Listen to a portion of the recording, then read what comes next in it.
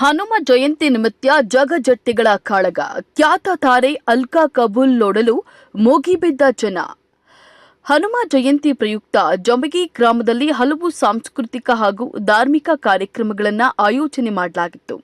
ಖ್ಯಾತ ಮರಾಠಿ ಚಿತ್ರನಟಿ ಅಲ್ಕಾ ಕಬೂಲ್ ಕಾರ್ಯಕ್ರಮಕ್ಕೆ ಆಗಮಿಸಿ ಶ್ರೀ ಹನುಮನ ಆಶೀರ್ವಾದವನ್ನು ಪಡೆದು ನೆರೆದ ಜನರನ್ನ ತಮ್ಮ ಮಾತಿನ ಮೂಲಕ ರಂಜಿಸಿದ್ರು.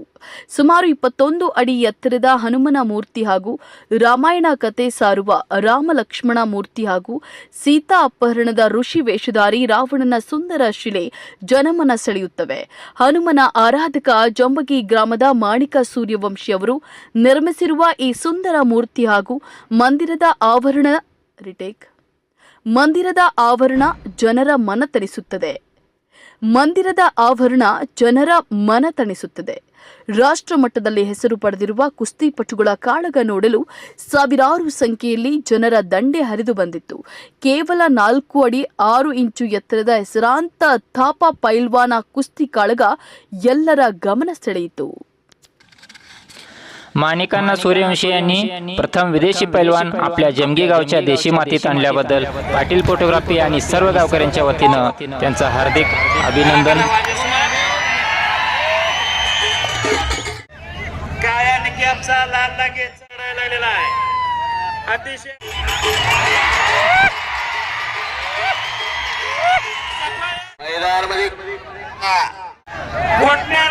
पकड घेतलेली नवीन कुमारना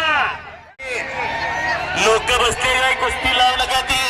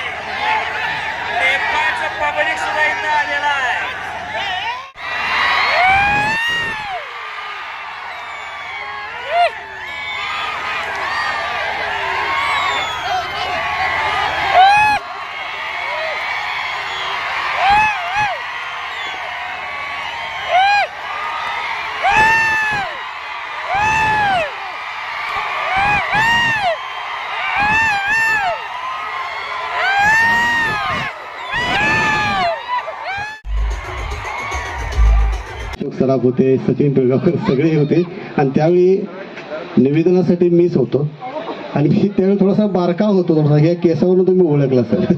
केस मात्र ती हाय तशीच ठेवली आणि ती जुनी ओळख होती दादा. म्हणून आज तुमच्या मार्फत ह्या ताईला ह्या भावाकडून ही माहेरच्या साडीची नाही तर या माहेरच्या ओढीची तुम्हाला भेट या ठिकाणी माणिक दादांनी दिलेली आहे. जरा जोरात टाळ्यांचा आवाज होऊन जाऊन या गोष्टीसाठी.